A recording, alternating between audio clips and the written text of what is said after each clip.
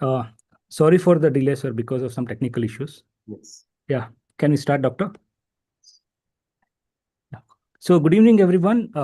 Today, we are pleased to welcome Dr. Abhishek Singh, an experienced MD pathologist with over 7 years of expertise in diagnostic pathology. He has a strong experience in histopathology, cryptopathology, hematology, and oncopathology, along with contributions to teaching, research, publications, and national conferences. He is also a member of Indian Association of Pathologists and Microbiologists. We are delighted to have him with us today to share his valuable insights on anemia demystified. Over to you, doctor.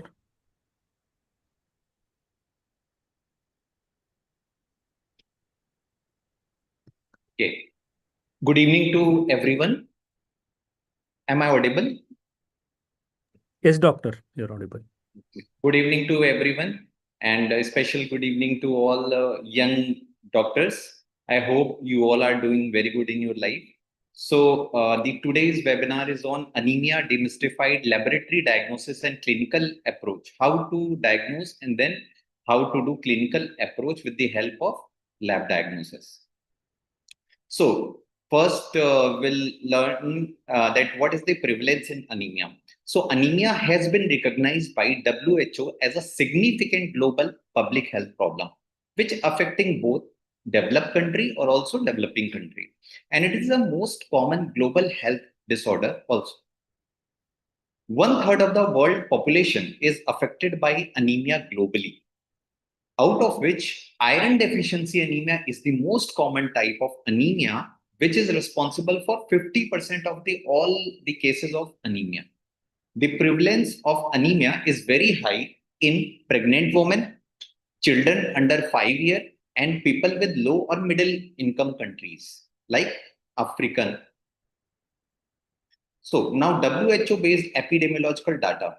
So out of all the hypoproliferative anemia, I mean hypoproliferative anemia is those all anemia which are because of bone marrow suppression or bone marrow failure. They are the most common clinical anemia who present with a with clinical they are basically present with the most of the patient present with a clinical finding. However, the other anemia like iron deficiency anemia, B12 deficiency anemia, they some of them only present with the anemia. So among them, iron deficiency anemia is the leading cause, followed by anemia of chronic disease. WHO-based epidemiological data commonly cited alongside Harrison is global anemia prevalence is 30%. However, anemia in pregnant women is 36 to 40% in the world. However, anemia in preschool children in all over world is 40%. So prevalence of anemia in age more than 65 years is 35% are combined nutritional deficiency, and the 24% of the old age person present with chronic disease or cancer related anemia. 17% of the old age patient present with iron deficiency anemia. Rest 14% present with other vitamin deficiency like vitamin B12, like folate deficiency, like vitamin B6 deficiency. And then 10% of the old age person present with anemia of chronic kidney disease. It means combined nutritional deficiency of iron and vitamin B12. These are most common presenting anemia after 65 years of age. So what is anemia? Anemia is the decrease in oxygen carrying capacity of the blood due to reduction in total circulating red cell mass, recognized clinically by decrease in either hemoglobin concentration, decrease in hematocrit, which is also called packed cell volume, or decrease in red blood cell count. If normal hemoglobin in adult male is 13 gram per dl to 17 gram per dl, in female, it's 12 gram per dl to 15 gram per dl. In newborn, it is 15 to 18 gram per dl. Whatever, if it in male less than 13, called anemia. In female, less than 12, called anemia. In newborn, less than 15 gram per dl, called anemia. However, in pregnant woman, the hemoglobin is the anemia parameter is less than 11 gram per dl. In old age people after 60, it is also again 11 gram per dl. Less than 11 gram per dl will call anemia. Now, the RBC indices, they are very important in diagnosis of anemia. Like there is mean corpuscular volume, mean corpuscular hemoglobin concentration, and mean corpuscular hemoglobin. So what is MCV? MCV is the average volume of the RBC in the blood. So most of the RBC, if we'll measure the size, it will be 80 to 100 between 80 to 100 femtoliter. What is MCH? MCH is the average concentration of the hemoglobin per RBC. Per RBC, normally 27 to 33 picogram hemoglobin resides in each RBC. What is MCHC? MCHC is mean corpuscular hemoglobin concentration. It means that the hemoglobin, the average concentration of hemoglobin in 100 ml of the blood. 100 ml of blood, the MCHC, the normal value is 33 to 36 gram per dl. It's a very important parameter. I will discuss further. So hematocrit. What is hematocrit? Hematocrit is the percentage of RBC in your total blood. If male may, the normal value is 41 to 53%. It means 41 to 53% of RBC will be in total blood, and rest all are plasma. In female, the hematocrit will be normal is 36 to 46%. Then what is the normal RBC count? In male, normal is 5 to 5.50 million per cubic mm. In female, it is little less, 4.5 to 5 million per cubic mm. Now, RBC size, shape, inclusion, and distribution. We'll study the difference. What is the difference in size, shape, inclusion, distribution? So, if there's a what is normal size of the RBC is 7 micron. 7 micron is the normal size of each RBC, and we on peripheral blood smear we compare the size of the RBC with the small lymphocyte nucleus size, which is also 7 micron. So with comparison to the nucleus of the small lymphocyte, we called RBC microcytic, normocytic, or macrocytic. If it is less than 7, it is microcytic. Less than 7 micron, it is called microcytic. If it is a 7 to normal, it's 7 to 8 micron. 7 to 8 is normocytic. If it is more than 8 micron size, RBC is called macrocytic RBC.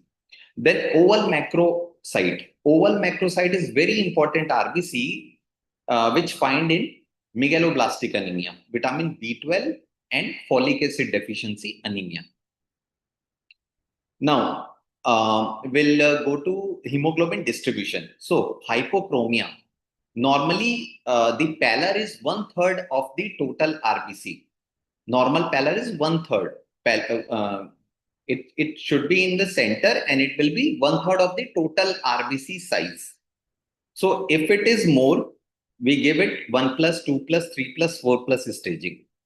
And now reticulocyte. Reticulocyte is the immature nucleated immature RBC, which still contain the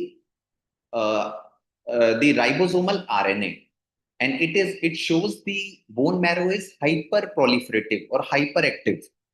Normally, reticulocyte takes 1 to 2 days in maturation, but whenever the bone marrow production will be high, there's a high number of reticulocyte will seen in the peripheral blood. Now, what are the shape? If there's a variation in size, we call it anisocytosis. If there is a variation in the shape, we call it poikilocytosis. Anisocytosis, I have already told, microcyte, normocyte, macrocyte. And now we move to poikilocytosis. So there are many different type of RBC we can see on peripheral blood smear. In this, most common is target cell. So target cell is the most specific morphological RBC, found in thalassemia. It is also seen in sickle cell anemia also. Then spherocyte usually seen in hereditary spherocytosis and also in a warm autoimmune hemolytic anemia. I will discuss further in warm immune hemolytic anemia. Then ovelocytes. Macroovelocyte is the very specific feature for B12 deficiency anemia. Then stomatocyte. Stomatocytes are commonly found in hereditary stomatocytosis. Then sickle cell. I think this would be the favorite of everyone. Sickle cell this is a crescent shape or sickle shape RBC, which mainly found in sickle cell anemia. Then acanthocyte. Acanthocyte is the irregular spike over RBC membrane, specifically found in chronic liver diseases, acanthocytes. Then helmet cell. Helmet cell are also called fragmented cell. They are found in autoimmune hemolytic anemia, AIHA. We'll discuss it further also. Then cystocytes. Cystocytes are the fragmented RBC. They also seen in hemolytic anemia. In microangiopathic hemolytic anemia.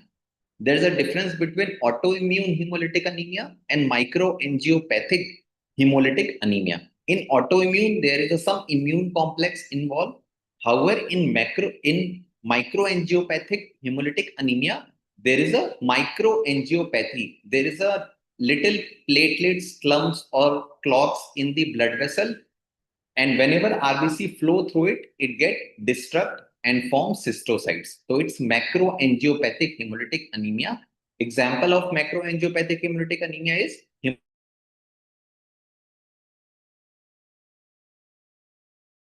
and disseminated intravascular coagulation, thrombotic thrombocytopenic purpura.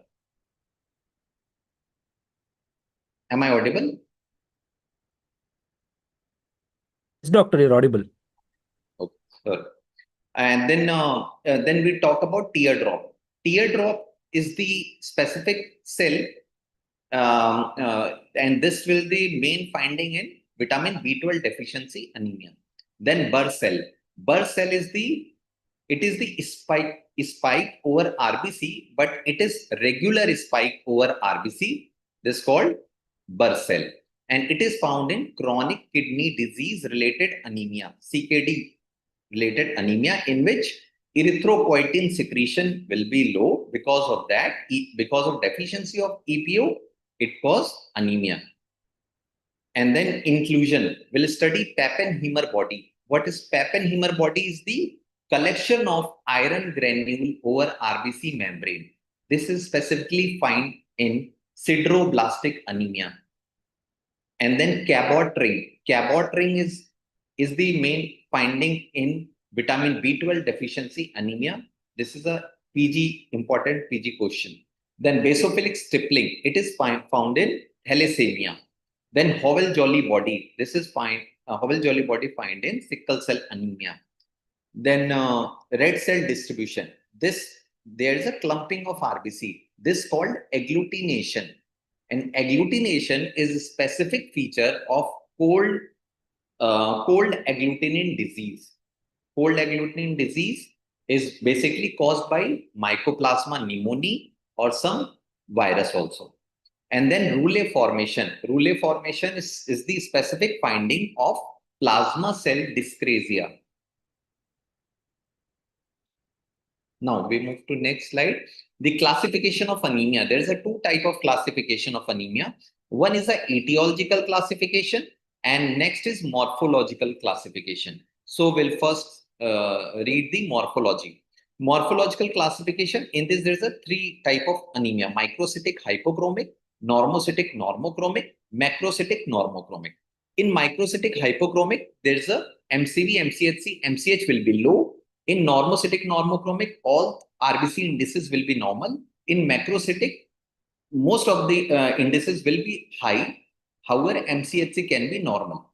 So microcytic hypochromic, the examples are SITA, SITA, or you can tell it TAILS, TAILS. thalassemia, anemia of chronic disease, iron deficiency anemia, lead poisoning anemia, sideroblastic anemia. Then normocytic normochromic will again distribute it depend on its reticulocyte count.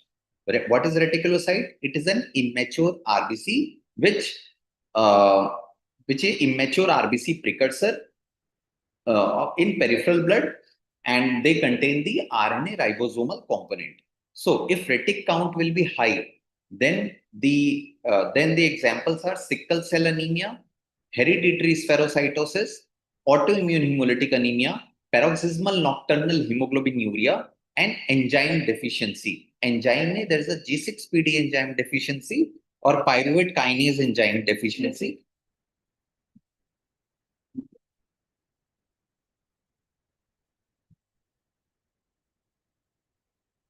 So, okay, so there is a high retic count. Some of the examples shows high retic count and some of them show low retic count. So low retic count there is a some defect over bone marrow. So in this, either retic count will be low in renal failure associated anemia, anemia of chronic disease, myelofibrosis, or cancer. So in myelofibrosis, there is a fibrosis in the cellular part of the bone marrow, which is called myelofibrosis. And anemia of chronic disease will study further. Chronic renal failure will study further.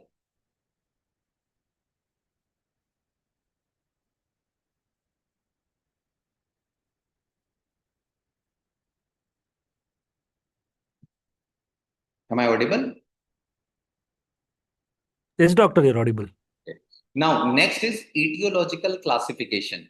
Etiology, depend on etiology, there are, we divide it into three points. One is either there is a blood loss, the anemia because of the blood loss, or the hypoproliferative because of the less proliferation or less production causing anemia, and then hemolytic anemia, in which there is a increased destruction. So either anemia due to blood loss, anemia due to less production, anemia due to high destruction. So in hyperproliferative anemia, the examples are aplastic anemia, myelodysplastic syndrome, nutritional deficiency anemia, anemia of chronic disease, or erythropoietin underproduction. And then increased destruction, we classify it into again two types, either immune-mediated hemolytic anemia or non-immune-mediated hemolytic anemia. In immune-mediated hemolytic anemia, basically there is any immune complex involved. Then it is called immune-mediated hemolytic anemia. And in this, either transfusion reaction, infection, mechanical trauma to the RBC, some autoimmune disease, some drugs like sulfur drug like Dapsone, and like all these sulfur containing drugs, then methotrexate also, and some malignancy they are the cause of immune mediated hemolytic anemia. Then non-immune mediated hemolytic anemia are the intracorpuscular defect. They are either hereditary hemolytic anemia or it is acquired. In hereditary, either there is an enzyme deficiency which cause anemia like G6PD enzyme deficiency, hexokinase enzyme deficiency, pyruvate kinase deficiency, or the defect in red cell membrane. Then it will cause spherocyte. Then there's a hereditary spherocytosis, hereditary elliptocytosis. In hemoglobin, if there's a defect in hemoglobin, it classifies further in two types. The quantitative disorder, which is called thalassemia, will read it in further next PPT, or in qualitative disorder. This is the cause. This is caused by sickle cell anemia. So the normocytic anemia. So if MCV is between 80 to 100 micrometers square, this is called normocytic anemia. So in this example is anemia of chronic disease, in which mainly 80% of the anemia of chronic disease are normocytic. However, 20% of anemia of chronic disease become microcytic. In this, the iron will be high, TIBC will be low, total iron binding capacity will be low, transferrin saturation will be high, ferritin will be high. This is totally contrary to the iron deficiency anemia. And in chronic kidney disease, there is decreased RBC production due to problem in erythropoietin secretion.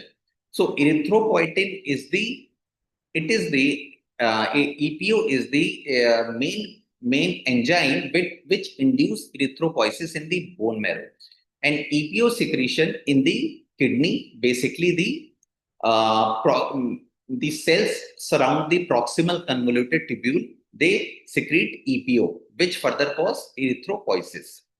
So and third is the primary bone marrow disorder. In primary bone marrow disorder, there is a congenital or acquired example, like aplastic anemia is the acquired cause of the bone marrow failure. Fanconi anemia is the hereditary cause, myelodysplastic syndrome. In aplastic Fanconi or MDS, there's a defect in the stem cells, in the bone marrow stem cells. Now, some of the anemia, normocytic anemia, is by drug also. So these are because of chemotherapy or some antibiotic like Dapsone, like clopidogrel, they all cause bone marrow suppression. Now, microcytic anemia. In microcytic, these four are very important, like iron deficiency anemia, anemia of chronic disease, hemoglobinopathy, and other rare cause, there is a sideroblastic anemia. Then in macrocytic anemia, if MCV is more than 100, then it is called macrocytic anemia. In this, either they are divided into macrocytic or megaloblastic. Megaloblastic, if there is a defect, due to the defect, if there is a megaloblast found in the peripheral blood, they called megaloblastic. So in megaloblastic, there is a DNA synthesis impairment. However, in macrocytic is caused by some other factor, but not DNA synthesis. So the example of macrocytic anemia is the alcohol, chronic liver disease, hypothyroidism, reticulocytosis, and drug-induced like hydroxyurea. And in megaloblastic anemia, there is a B12 deficiency and folate deficiency. Now, how to approach anemia? So, for anemia, first we'll take history. History taking is very important. And in history, first history should be what is the duration and onset, because duration will tell you the cause is acute or chronic. In acute cause, there will be mostly hemolytic anemia. And in chronic cause, there must be some nutritional deficiency. Then dietary intake is very important. Dietary intake of vegetarian or non-vegetarian, because usually vegetarian have very low B12 intake. So because B12 mainly found in the non-veg. So dietary intake history is also very important to rule out the vitamin B12 deficiency anemia. And then bleeding history. The lower GI bleeding is the one of the important cause of iron deficiency anemia. Then medication. Medication history like proton pump inhibitor. Then because in PPP, there is a less iron absorption will be there. So medication history is also important. Then NSAIDs also cause ulcers and all. So all medication history is important to rule out the anemia. Now, past medical history is very required, important to rule out chronic disease. Then family history is required to rule out the hemoglobinopathies like thalassemia, like sickle cell anemia. Then social history is important for alcohol-related anemia. Occupational history is important to rule out the lead poisoning. And then physical examination in this, we'll see pallor, conjunctival pallor, tachycardia, tachypnea, koilonychia, glossitis, jaundice, lymphadenopathy, splenomegaly, sign of bleeding. Then we further prescribe some lab tests in which important is CBC, then peripheral blood film, then retic count, then direct home test, LDH, and haptoglobin. Haptoglobin to rule out the hemolytic anemia. Then we'll first classify anemia after getting lab report. If there's a MCV is less than 80 femtoliter, we'll call it microcytic. If it is 180 to 100 femtoliter, we call it normocytic. If it is more than 100, we'll call it macrocytic. Then depend on this blood picture, we advise some important tests like in microcytic anemia, we'll advise iron studies, hemoglobin electrophoresis to rule out the hemoglobinopathies, lead level to rule out the lead poisoning. Then in normochromic anemia, we'll do inflammatory marker to rule out anemia of chronic disease.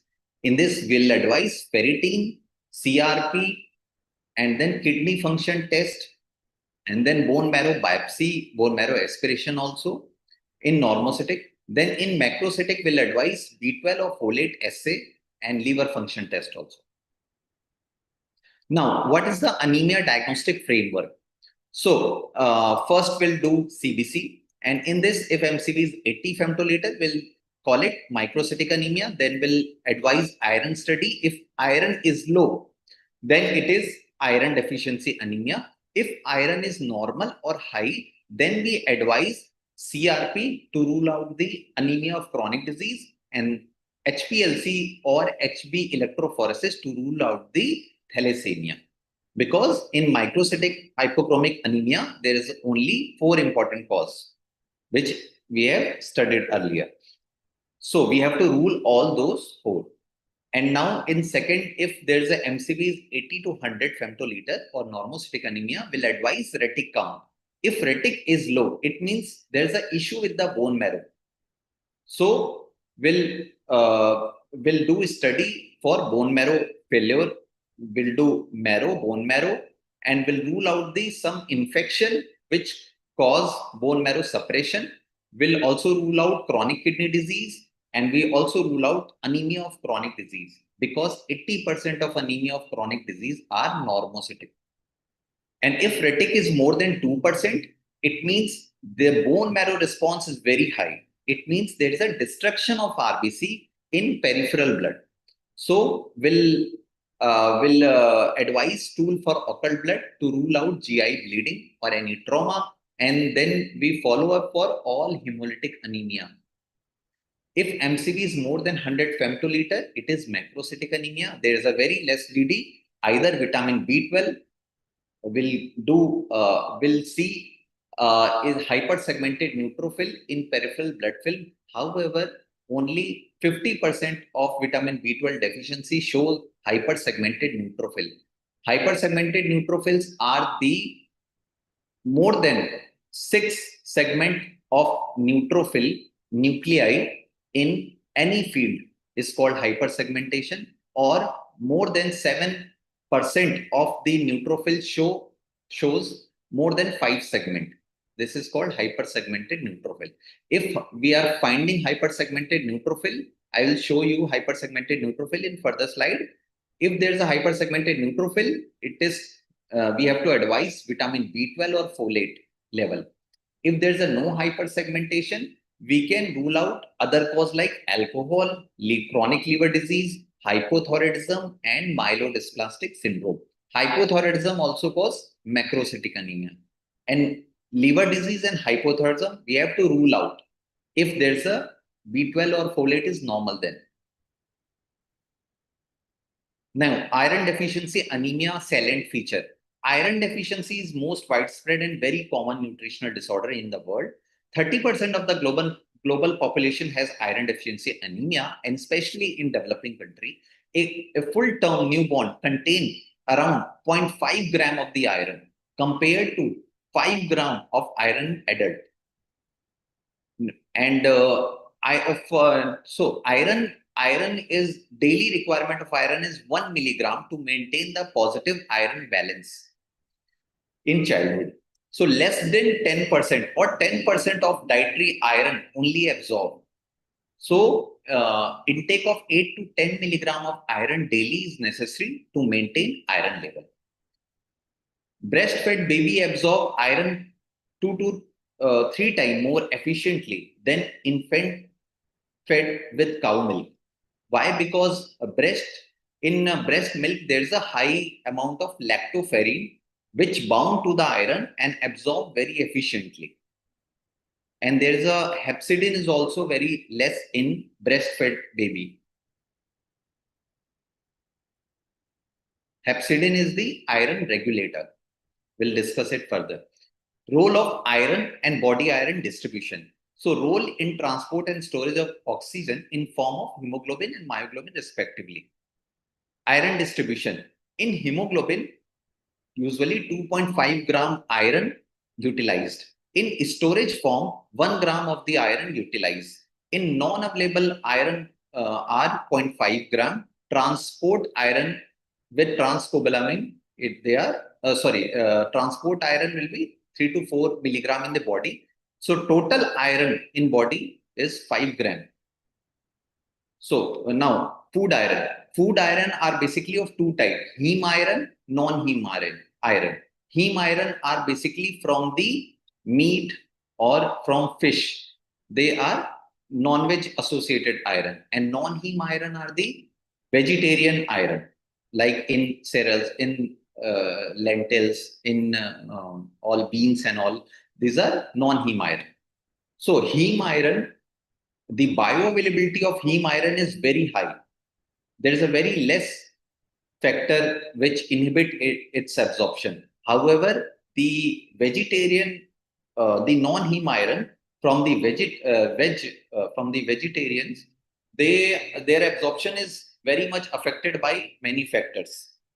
So we'll first study the heme iron. Heme iron absorb in the duodenum. So in whenever it reach to the duodenum, they comes to in the mucosa via heme transporter, and from there they get stored in form of mucosal ferritin, or some of them transfer to the plasma via ferroportin 1.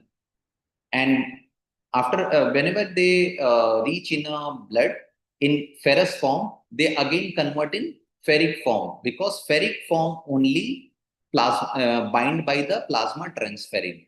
The transferrin bind to the ferric form only. So ferrous form has to be converted in ferric form, which is done by hephaestin.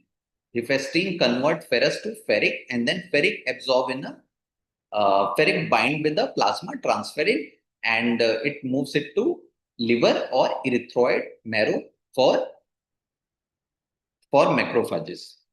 And then non-heme iron, basically they are from vegetarian diet. They are in ferric form. So first they have to change in ferrous form, and this conversion of ferric to ferrous takes place usually by duodenal cytochrome B in presence of vitamin C.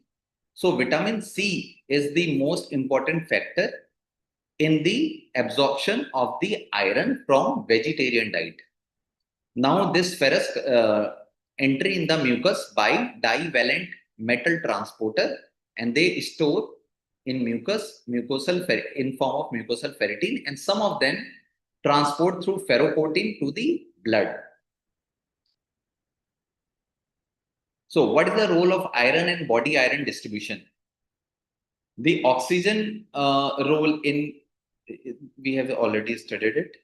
Okay. Now causes of iron deficiency: either low intake of iron or increased iron loss.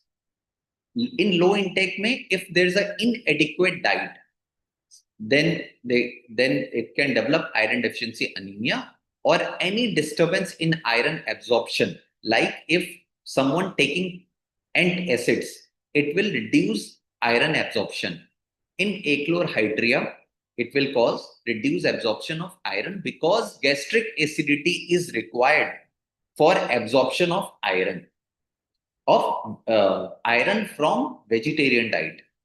not from non-vegetarian diet. Non-vegetarian diet absorb very efficiently, very high bioavailability. So any disease like whichever involve the duodenal mucosa, they cause a disturbance in iron absorption. And there's an increased need or demand when in the pregnancy, in lactation, in children, in adolescent, in menstruating women. And next is increased iron loss. Whatever the cause of bleeding from GIT will cause iron loss, either because of esophageal varices, chronic acute gastritis, peptic ulcer, salicylate, carcinoma, parasite infestation, enteropathy, irritable bowel syndrome, diverticulosis, hemorrhoid, all the causes which, because of all the diseases because of which there is a bleeding, they cause iron loss. Now, what are the sign and symptom? In iron deficiency anemia, we used to find fatigue, pale skin, shortness of breath, then palpitation, tachycardia because of hypoxia. So in severe anemia, whenever HB will be less than 6, we used to find tachycardia or palpitation. Then koilonychia, it is a spoon-shaped nails found in severe iron deficiency anemia. Then glossitis, then dizziness, then pica is craving for ice is called pica. Then hair loss also caused by iron deficiency. Then what are the laboratory finding? We'll do peripheral blood smear, and then we also do Menger index. Menger index is very important to rule out the thalassemia or iron deficiency anemia. And the formula is mean corpuscular volume divided by RBC in million. If it is less than 13, we have to advise hemoglobin electrophoresis. If it is more than 13, we have to advise iron profile. So 13 is the cutoff for to rule out the thalassemia. Less than 30, thalassemia. More than 30 is iron deficiency anemia. So we also used to do serum iron, total iron binding capacity, serum ferritin, transferrin level, and transferrin saturation level. We'll study in further slides. Then hemoglobin electrophoresis. This is the separation of hemoglobin and identification of different type of hemoglobin based on their charge and their movement or speed in the electric field. Then reticulocyte hemoglobin content. This is the new investigation, and the retic hemoglobin content is the very earliest investigation which can diagnose iron deficiency anemia in very early stage. Even hemoglobin will be normal, or that time hemoglobin will be normal, and it can diagnose. So normal is 28 to 35 picogram. And it shows recent iron availability for erythropoiesis for previous 2 to 4 days. And the main significance of this is it shows functional iron deficiency before hemoglobin fall. So before hemoglobin fall, it can diagnose the iron deficiency anemia. Then stool for occult blood to rule out any chronic GI blood loss. We advise incubated osmotic fragility to rule out the hereditary spherocytosis, and tissue lead concentration, zinc protoporphyrin, and urinary aminolevulinic acid. All three tests are to rule out the chronic lead poisoning. Then laboratory test in DD of microcytosis. So in iron deficiency anemia, serum ferritin is usually decreased. Then RDW will be high, serum iron will be low, total iron binding capacity will be high because there is a deficiency of iron, so the iron binding capacity will be high, and transferrin saturation will be low because there is a less iron to bind with transferrin, so it will be low. In thalassemia, the serum ferritin level is increased because this defect is in thalassemia in globin chain, not in iron. So there is a serum ferritin will be high. RDW will be normal or normal to increase. Serum iron will be normal to increase. TIBC will be normal. Transferrin saturation will be normal to increase. Then anemia of chronic disease. Anemia of chronic disease is totally opposite to the iron deficiency anemia. In this, serum ferritin will be high. RDW, red cell distribution width, will be normal. Serum iron will be high. Total iron binding capacity will be low. Transferrin saturation will be low. And then sideroblastic anemia. In sideroblastic anemia, the serum ferritin level will be normal to high. RDW will be high. Serum iron will be normal to high. TIBC will be normal. And transferrin saturation will be normal. So this is the peripheral blood smear of iron deficiency anemia. So we can see here the ring cell. The pallor in the RBC is more than 1/3 of normal pallor. And you can see the pencil shaped RBC cell. It is totally become pencil shape. Then you can see target cells. Target cell is also found in iron deficiency anemia. However, they are more specific for thalassemia. And then this is also pencil cell. This is also ring cell. Now, normal iron metabolism, we have already studied it. Now, anemia of chronic disease. So, whenever there is some chronic infection or chronic disease, the interleukin 6 plays very important role. And interleukin 6 cause increased production of hepcidin from the liver. And hepcidin function as an iron regulator, or hepcidin is the boss who controls the iron. So whenever hepcidin will be high, iron will be less. It's totally opposite to the iron. If hepcidin is high in anemia of chronic disease, it will reduce renal clearance. So there is a decreased EPO production from the kidney. Ultimately, erythropoiesis will be less from bone marrow. And it reduces the absorption of iron from the duodenum. And then again it causes movement of iron inside the macrophages. So ultimately, hepcidin is the totally opposite to the iron. So that's why iron will be very less in anemia of chronic disease. So it causes anemia. So basically, in anemia of chronic disease, hepcidin is the very important factor who control all three. They act on kidney and decrease the EPO production. They act on duodenum and so decrease the iron absorption, and act on macrophages, and they cause movement of iron inside the macrophages. So now G6PD deficiency related hemolytic anemia. What is G6PD? It is the glucose 6-phosphate dehydrogenase. And G6PD is important enzyme which convert the glucose 6-phosphate to 6-phosphogluconate and then generate NADPH.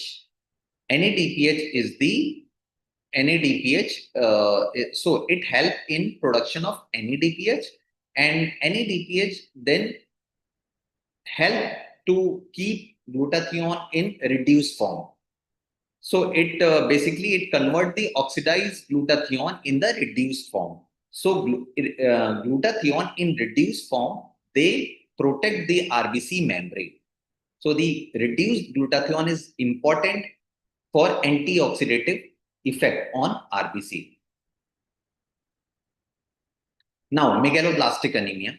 Now, vitamin B12 absorption. Vitamin B12 is mainly the source of B12 is non-vegetarian diet.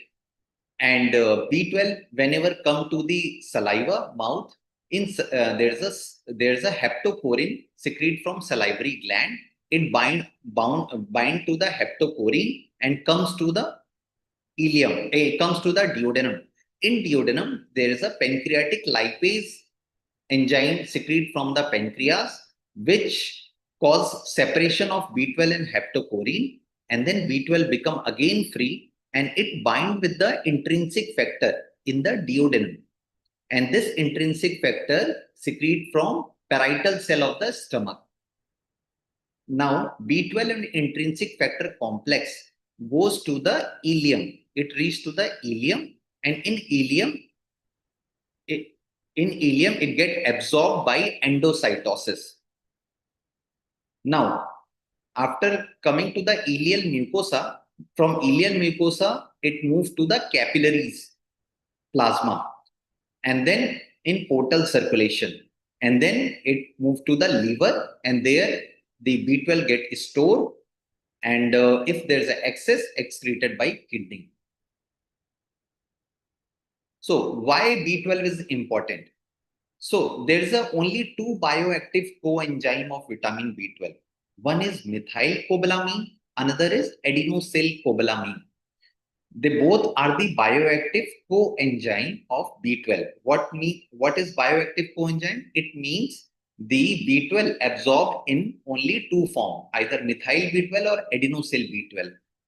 So methyl B12 is involved in conversion of homocysteine to methionine, and further methionine help in synthesis of numerous hormone and neurotransmitter. And adenosylcobalamin, they reside in mitochondria, and it is very important in citrate cycle, and they convert the methyl malonyl coenzyme A to succinyl coenzyme A. So it is an important building block in citric acid cycle. Now, what is the deficiency of vitamin B12? Due to inadequate dietary intake, like if someone is strict vegetarian or breastfed infant, there will be deficiency of B12, or some malabsorption will be there. Like in gastric, if there is a pernicious anemia. Pernicious anemia is the either autoimmune, in which there is a defect in the intrinsic factor, which usually bind to the B12 and takes it to the ileum. So B12 absorption will be delayed in pernicious anemia because intrinsic factor is defected. Or in gastrectomy, there is a absence of parietal cell, so there is a intrinsic factor will be absent.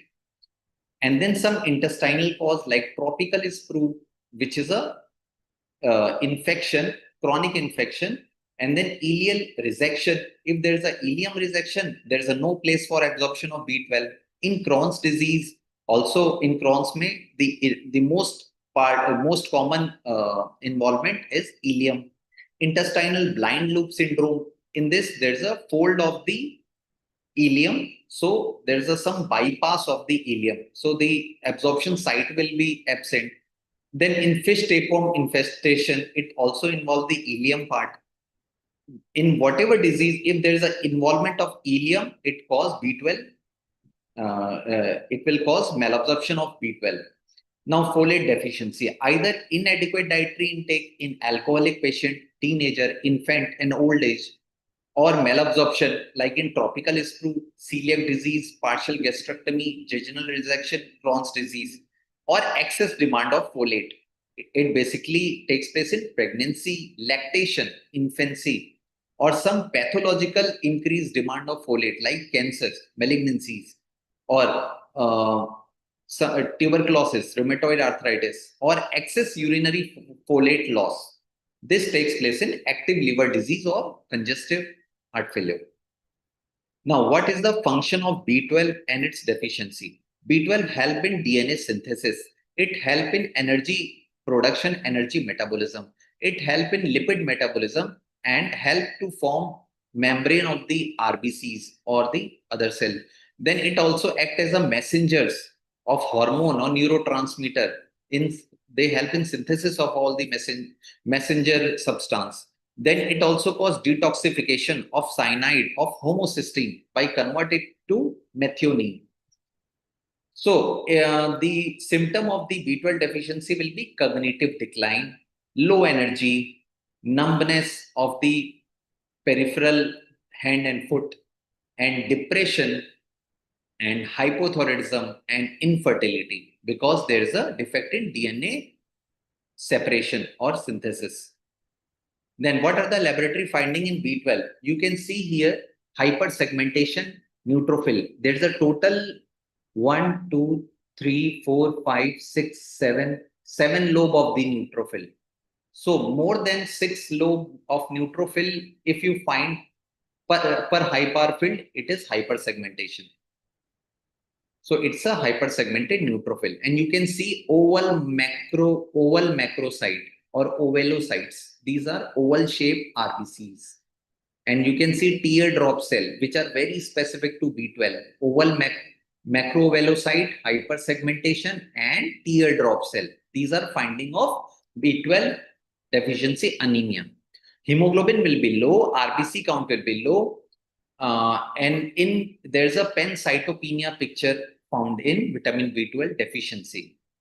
And in bone marrow, there is a marrow hypercellular because marrow is normal. There's a marrow is normal, so hypercellularity will be seen in marrow, and but decreased ME ratio. Normal ME ratio is 3:1. Here we can myeloid will be low and erythroid will be little high. Then we also see the increased iron granules or MEGs are present in the marrow. Okay. Okay, how to test for vitamin B12? So first we'll do vitamin B12 level assay. If it is a normal, then there's a no deficiency. If it is a low to normal, like between 150 to 400 picogram, then we do methyl malonic acid level. If methyl malonic acid level is high, it means there's suspicion of pernicious anemia is there. Then we'll diagnose the pernicious anemia. For that, we have to do anti-intrinsic factor antibodies. If there's an anti-intrinsic factor antibodies is present, then it is consistent with pernicious anemia. If the anti-intrinsic factor antibody is negative, then we'll do serum gastrin level.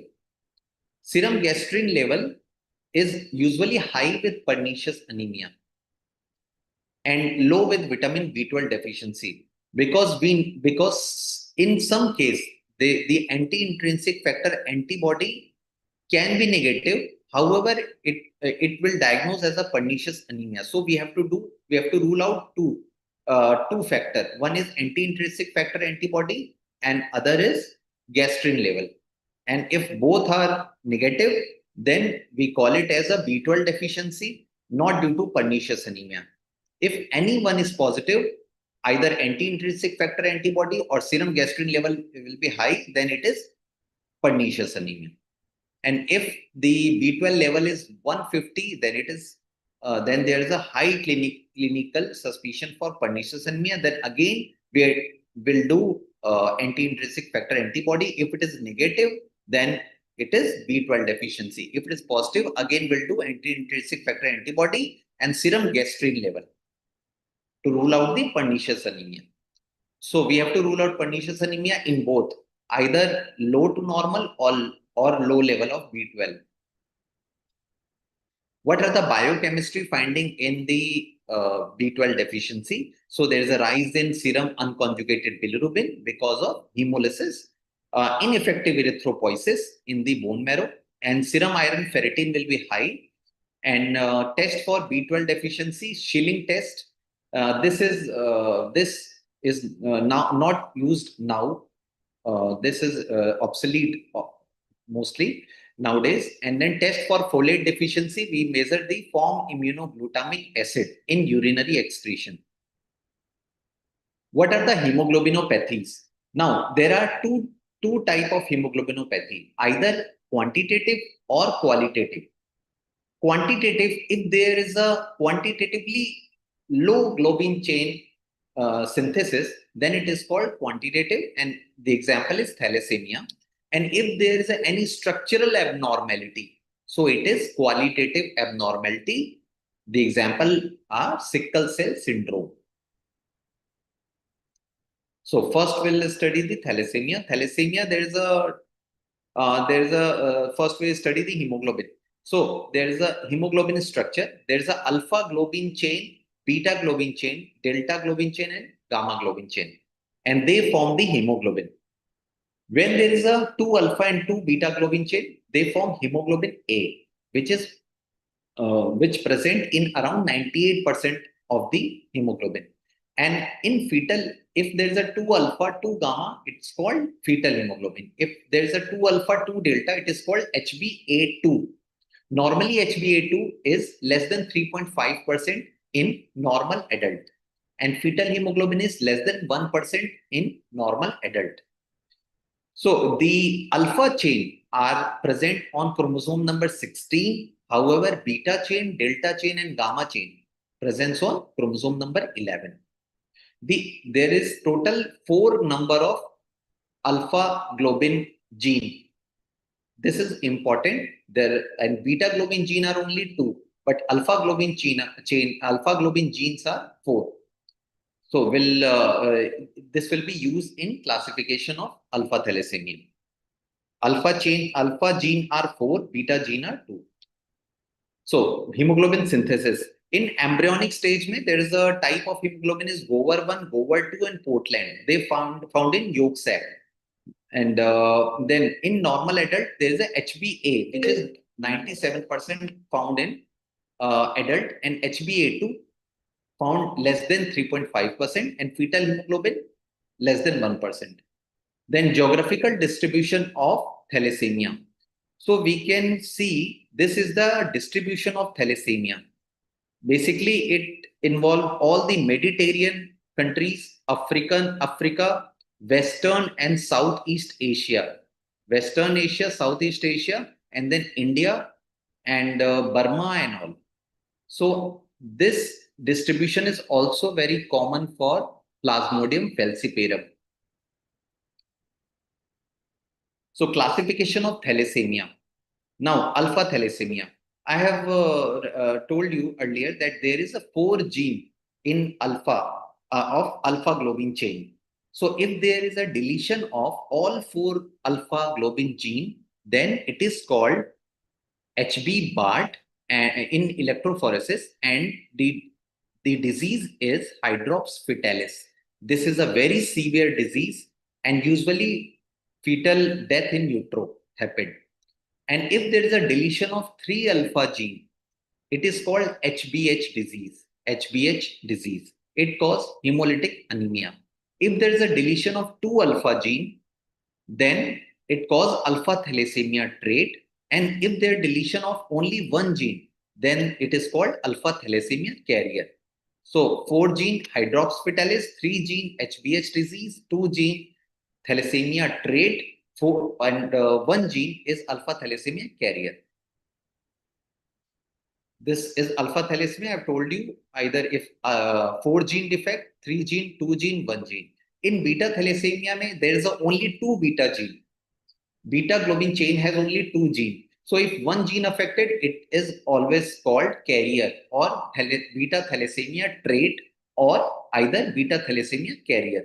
It is clinically it's very non-significant, and usually patients are asymptomatic. And if there's a 2 genes affected, if it's a homozygous condition, both genes are affected of beta globin gene, then there's a major or Cooley anemia. It's a severe hemolytic anemia. Severe anemia called hemolysis also. And if they're defect in 2 gene, then 2 gene, but 1 gene is totally absent and 1 is present but not up to the mark, then it causes mild to moderate anemia. So what are the mutation in thalassemia? There is a point mutation. And point mutation are basically 3 types: splicing mutation, promoter region mutation, chain terminator mutation. So most severe is chain terminator mutation. And there's a defect in totally blocked translation. So there's a totally absent of beta globin chain. It is called beta 0 mutation. In promoter region mutation, there's a transcription will be reduced, but some of the normal beta globin chain will be made. So it is called beta plus mutation. And in splicing mutation, you can see both the beta plus mutation and beta 0 mutation. So what is the pathogenesis of beta thalassemia? Whenever there is an impaired or point mutation in beta globin chain, then there is excess of the alpha chain. So with excess of alpha chain, the erythroblast will be abnormal. So the most of the erythroblast will die in the bone marrow itself, and they cause ineffective erythropoiesis, which is hallmark of beta thalassemia. And if some of the abnormal cell enter in the circulation and from the bone marrow, then they goes to the spleen, and there they get extravascular hemolysis in spleen takes place. So ultimately, ineffective erythropoiesis and the extravascular hemolysis in spleen both cause anemia, and anemia further cause tissue hypoxia. Hypoxia cause increased erythropoietin secretion from the kidney, from the peritubular cells of proximal convoluted tubule, and this erythropoietin again act on the bone marrow and cause extramedullary hematopoiesis and expansion of the bone marrow. So this cause skeletal deformity, like in thalassemia, and also cause hepatosplenomegaly. So you will find hepatosplenomegaly, skeletal deformity along with anemia. And because of this destruction of RBC, the iron level will be high in the blood, and again we are transfusing the patient. So iron overload will be there, which also cause secondary hemochromatosis over cardiac and liver also. Now, these are the thalassemia clinical feature. We can see frontal bossing because of marrow hyperactivity, and there's a flattening of nasal bridge and maxillary bone hypertrophy, and this is called hair on end appearance. This is a very important question of thalassemia in post graduation. Why there is a hair on end appearance seen? Because of the widening of the diploic space contain alternate hypointense or hyperintense marrow. Now, what are the peripheral blood smear of beta thalassemia major? In this, we find usually microcytic hypochromic RBC. So RBC is microcytic, and we can see the anisocytosis, poikilocytosis. Aniso is the variation in size, poikilo it's variation in shape. So you can see target cell. This is target cell, target cell, target cells.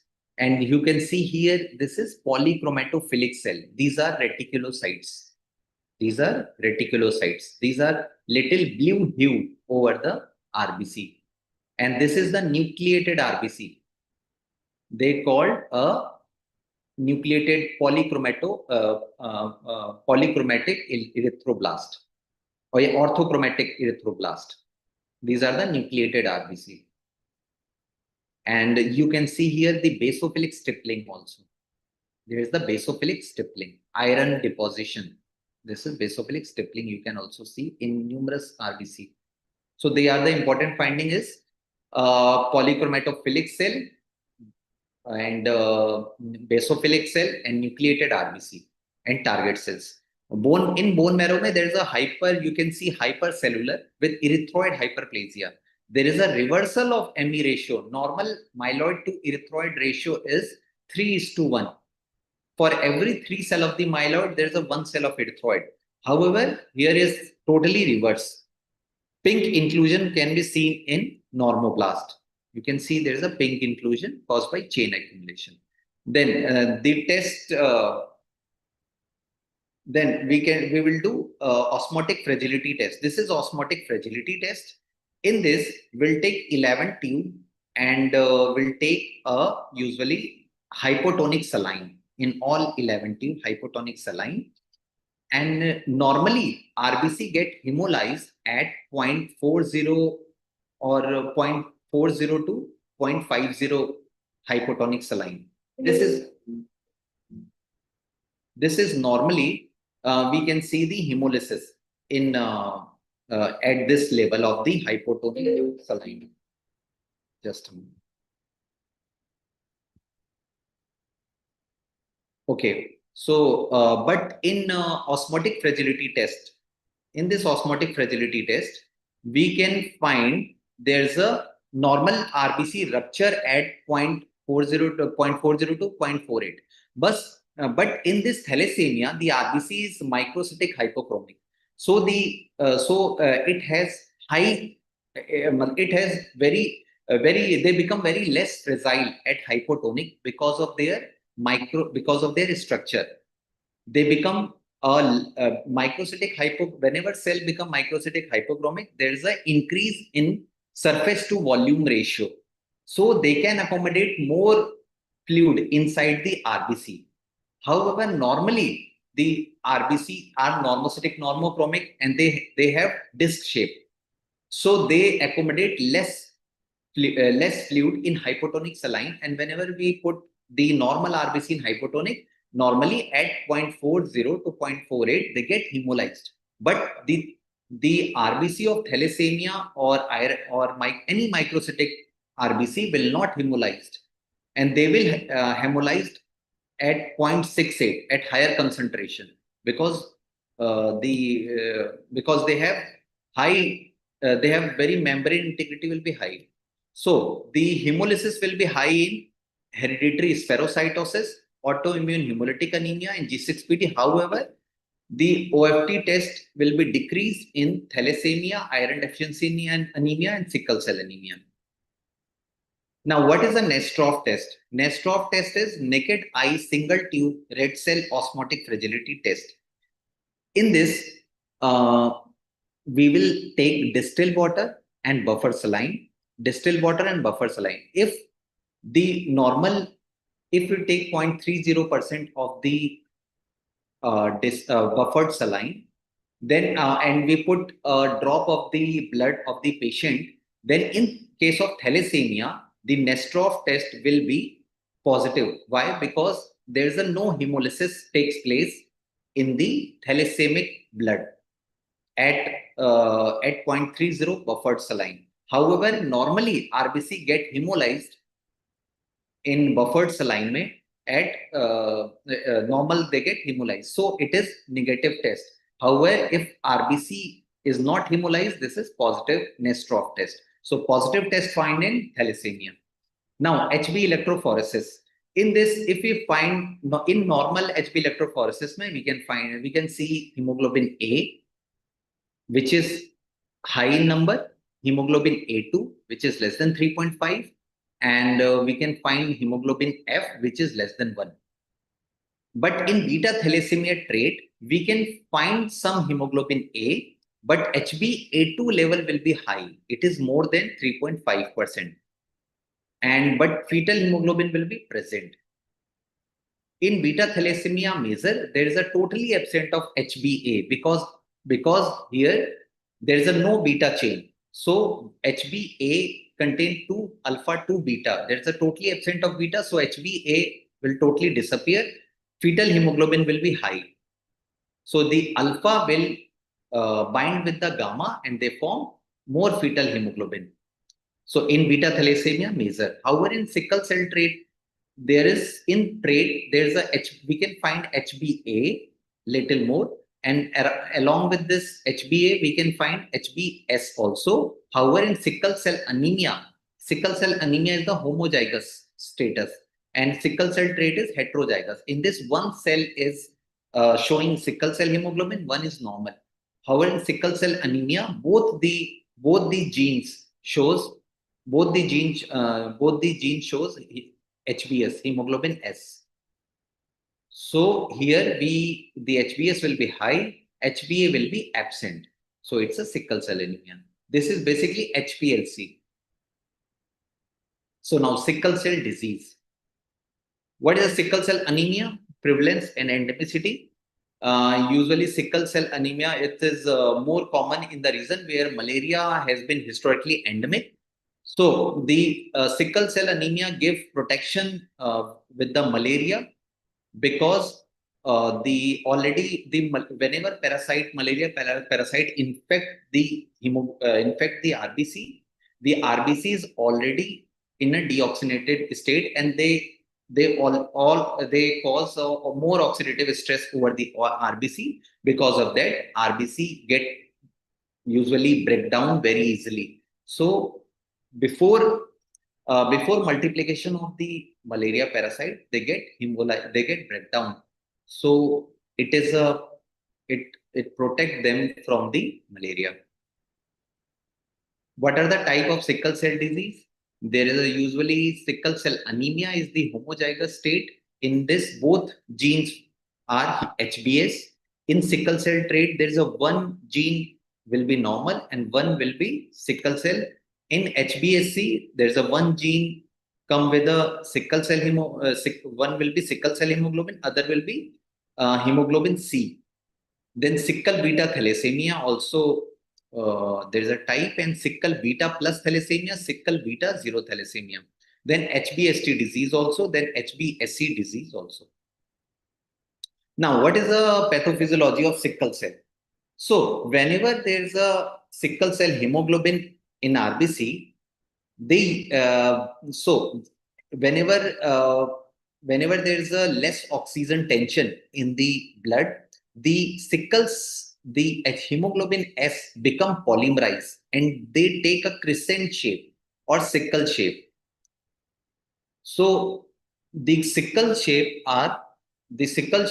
shows a decreased deformability. They have fragility will be high, and they goes to any micro vessels, and they do obstruction also. And because of there's a decreased deformability, they get hemolyzed very easily, so they cause reticulocytosis, oxidative damage. And they also adhere with the endothelium and cause endothelium damage and inflammation. Because of all these conditions, there's a acute manifestation of sickle cell we can see, and chronic also. So the point mutation in sickle cell anemia is basically takes place at 6th position of the beta globin chain, where there's a glutamic acid ill substitute by valine. What are the acute crises in sickle cell anemia? There's a vaso-occlusive crisis. In this, sickle cell RBC adhere to endothelium and occlude the small blood vessel, so cause ischemia and infarction. They involve the joint, bone, back, chest, abdomen, dactylitis. Then aplastic crisis, temporary suppression of erythropoiesis due to infection by parvovirus B19. Sequestration crisis. In this, the sickle cell hemoglobin get sequestered in the spleen or liver due to vaso-occlusion. So there's a very rapid splenomegaly and sudden drop in hemoglobin, which cause hypovolemic shock also. Then hemolytic crisis. In hemolytic crisis, this is because of the destruction of sickled RBC, which cause jaundice, dark urine, pallor, fatigue. Then acute chest syndrome. In this, there is a pulmonary vessel vaso-occlusion, which cause dyspnea, tachypnea, hypoxia. And then megaloblastic crisis. In this, folate deficiency due to increased RBC turnover, which cause worsening of the anemia, glossitis, diarrhea, dactylitis. What are the common trigger of crisis? So any infection, dehydration, cold exposure, hypoxia, stress, acidosis, fatigue, lack of sleep, they cause crisis. What are the bony deformity in sickle cell anemia? There's a very specific feature is the chipmunk facies, in which there is a large deformed skull, frontal and posterior bossing, and prominent zygomatic bone, depression of nasal bone, malocclusion due to overgrowth of the maxilla. Chipmunk facies in sickle cell anemia. Then what are the laboratory diagnoses?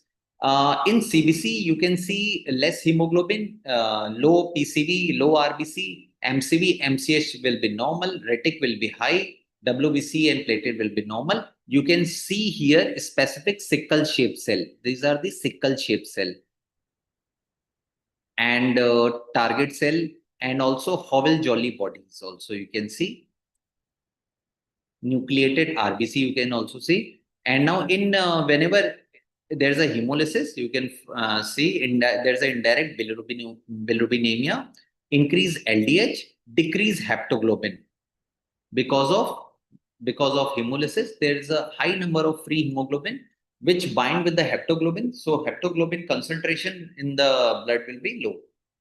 Sickling tests. In sickling test, we take patient blood and mix it with 2% sodium metabisulfite, which caused deoxygenation, and we see it in microscope. Then we can see there's a sickle shape RBC. So it's a sickling test positive. Then we also do solubility test in this, because sickle cell hemoglobin is poorly soluble in deoxygenated state. So you can see there's a turbidity in the sickle cell hemoglobin patient, in the sickle cell anemia patient test. Then HBE, which I have told you previously, this HPLC. Now, prenatal diagnosis you can do by chronic villus sampling or amniocentesis. Some important hemoglobinopathies. Now, hemoglobin S, hemoglobin C, hemoglobin E, hemoglobin D, and the important is hemoglobin C, in which there is a substitution of glutamate by lysine at beta 6 position, and hemoglobin D is also important. In this, there is a substitution of glutamic acid by glutamate by glutamic acid, glycine, so at 121 position. Then hemolytic anemia. Now, classification of hemolytic anemia, there is a two type of hemolytic anemia classification, either intracorpuscular defect, extracorpuscular. This we have already read in previously slide. Intracorpuscular. Now we'll read extracorpuscular. In extracorpuscular defect, there is an immune-mediated hemolysis and microangiopathic hemolytic anemia, mechanical trauma, infection, chemical injury, hypersplenism, and inherited extracorpuscular cause. In immune-mediated hemolysis, there is an autoimmune hemolytic anemia, and there is a two type of hemolysis: warm antibody and cold agglutinin disease. In warm antibody, there is a IgG antibody is responsible. However, in cold agglutinin, there is a IgM is responsible. And hemolytic disease of newborn, drug-induced immune hemolysis. But the microangiopathic hemolytic anemia, in microangiopathic hemolytic anemia, there is a TTP, there is a thrombocytopenic purpura, hemolytic uremic syndrome, disseminated intravascular coagulation, HELP syndrome, malignant hypertension. And these are mechanical trauma because of prosthetic heart valve, March hemoglobinuria, severe burn patient. Then some infection cause extracorpuscular injury to the RBC like malaria, babesiosis, Clostridium sepsis, and then chemical injury because of snake venom, lead poisoning, copper toxicity. Now, what are the findings in hemolytic anemia? In hemolytic anemia, hemoglobin will be low, retic will be high because bone marrow production is normal. So retic will be high. In peripheral smear, we'll see cystocytes, spherocytes, sickle cell, bite cell agglutination. So this is here we can see spherocytes, we can see agglutination, and in serum LDH level will be high because serum LDH normally present in a RBC. Whenever it get destructed, the LDH will release in a blood, so LDH will be high. Then indirect bilirubin will be high because there is a hemolysis, so heme will break down in the bilirubin. Then serum haptoglobin will be low because of high amount of free hemoglobin caused decreased haptoglobin concentration, because the function of the haptoglobin is haptoglobin bind to the free hemoglobin and takes it to the spleen. But in hemolytic anemia, haptoglobin will be very less because of high number of free hemoglobin. Urine urobilinogen will be high. Hemoglobin found in urine, so it shows hemoglobinuria, hemocitrinuria. Then DCT will be positive in immune-mediated hemolytic anemia. Osmotic fragility will be increase in hereditary spherocytosis. G6PD assay will be low in G6PD deficiency anemia, and hemoglobin electrophoresis will show abnormal hemoglobin pattern. In bone marrow examination, we can see erythroid hyperplasia. Then what are the difference between intravascular, extravascular hemolysis? Whenever there is an intravascular hemolysis, the RBC destruct in a blood vessel only. So free hemoglobin will be high in plasma, which further go to the urine. So hemoglobinuria is the main finding in intravascular hemoglobin hemolysis. In extravascular hemolysis, the hemolysis takes place in spleen or liver. So in this, there is a high bilirubin or splenomegaly will be the important feature of extravascular hemolysis. So approach to hemolytic anemia, first will do retic count. If retic is high, it means there is evidence of hemolysis. Then we'll do LDH. LDH will be high, haptoglobin is low, urine urobilinogen is high, indirect bilirubin is high, hemoglobinuria is present. It means there is a confirmed hemolysis. So we have to classify it that it is because of immune or because of non-immune mediated hemolytic. So we'll do direct Coombs test. If DCT is positive, it means there is an immune hemolytic anemia. If DCT, direct Coombs test, is negative, it means there is a non-immune hemolysis. So if it is a immune mediated hemolysis, we will further classify it in warm antibody mediated or cold antibody. In warm antibody, there is a IgG bind over the RBC, and they takes it to the spleen. So spleen a macrophage do phagocytosis, and so they usually there's a spherocyte seen on the smear in the warm antibody. However, in cold antibody, there's a IgM attachment over the RBC, and which cause IgM is pentameric structure, so it cause RBC agglutination. It has multiple chain from where they bind to multiple RBC, so it cause agglutination. So if the cause is non-immune hemolysis, then we'll do peripheral blood smear, enzyme assay, HB electrophoresis, or osmotic fragility test to rule out the G6PD deficiency anemia, sickle cell anemia, or other membrane defected anemia. So what is a cold agglutinin versus warm autoantibody disease? In cold agglutinin, there is a IgM is the important antibody responsible. However, in warm, IgG is responsible. In cold cold agglutinin disease, the agglutination happen at usually less temperature, between 4 to 30 degrees Celsius. However, in warm, it takes place at room temperature. In cold agglutinin, there is an intravascular hemolysis. In warm autoantibody, there is a extravascular hemolysis, which takes place in spleen. In intravascular, there you can find the agglutination. You can see all RBCs are stick together. So this is a cold agglutination because of IgM, because IgM has pentameric spikes of the FC portion. So there is a multiple FC portion which bind with the multiple RBC, so they form agglutination. However, in warm autoantibody, they usually takes the RBC to the spleen, and there the spleen macrophages phagocytose the RBC, and they makes it spherocyte. So you can see numerous spherocyte. These are spherocyte in peripheral blood. So in hereditary spherocytosis, we can see spherocytes. These are the small spherocyte where absence of the central pallor you can see. And then in G6PD, you can see bite cells. These are the bite cell. Why bite cell? Because in G6PD, there is a hinge bodies. Hinge bodies is usually a remnant of the nucleus, which present at the RBC membrane. So whenever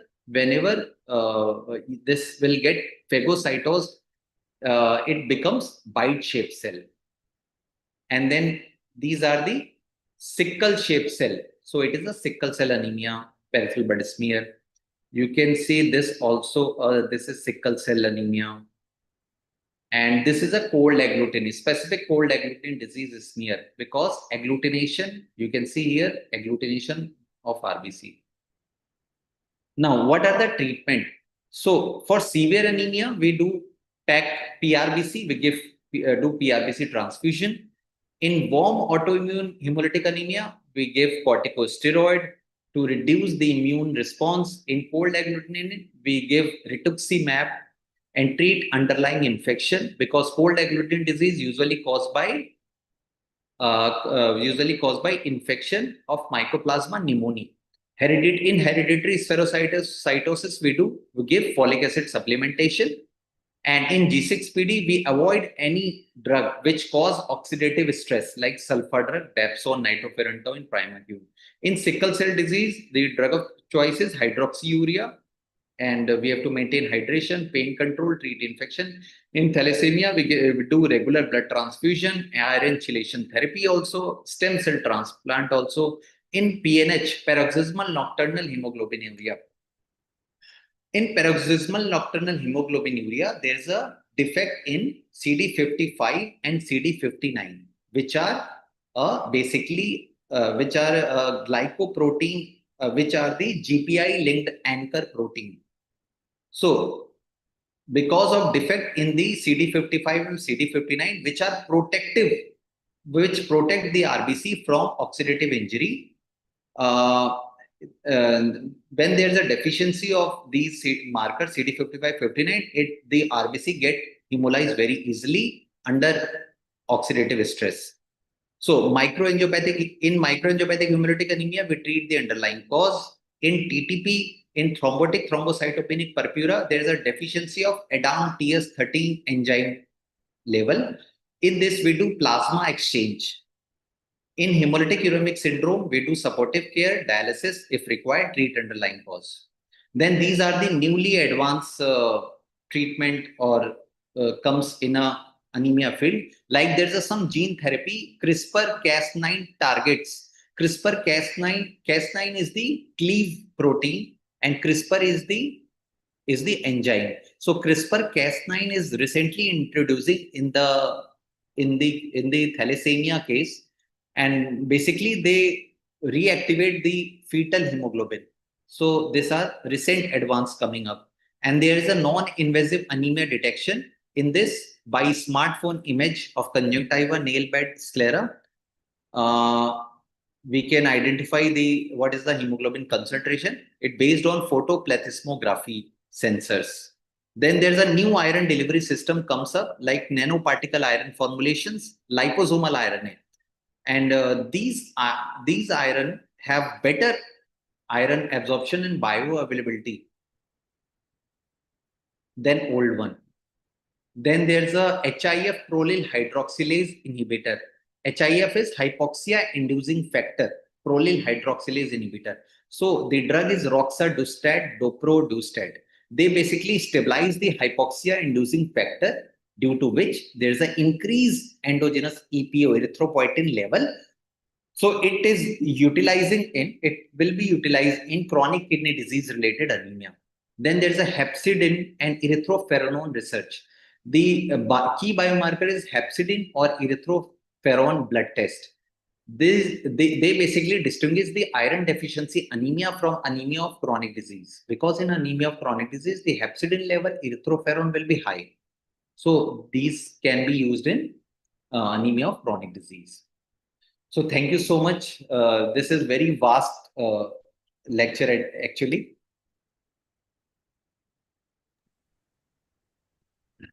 Thank you for the wonderful session, sir. Participants, if you have any doubts, you can ask doctor. And also, I'll be sending the feedback form. Your feedback is really valuable to us. Kindly fill in the feedback form, and once you fill the feedback form, automatically a certificate will be sent to your mail.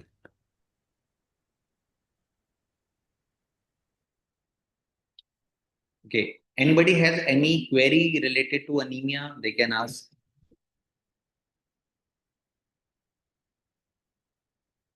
Actually, the overall anemia topic is very vast, and it cannot be covered in 1 hour. So I have tried a lot, but I hope it will be useful for you all.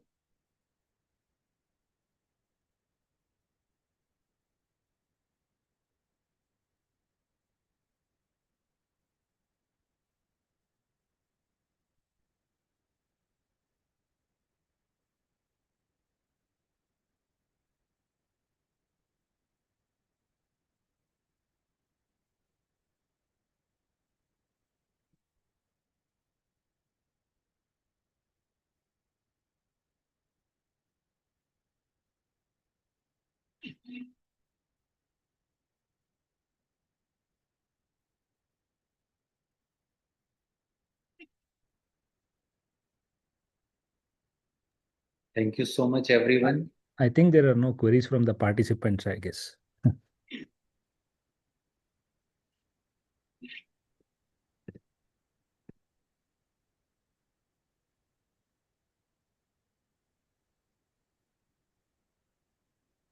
Doctor, I think there are no queries from the participants. We can end the meeting. Okay, thank you so much, everyone. Thank you, doctor. Thank you.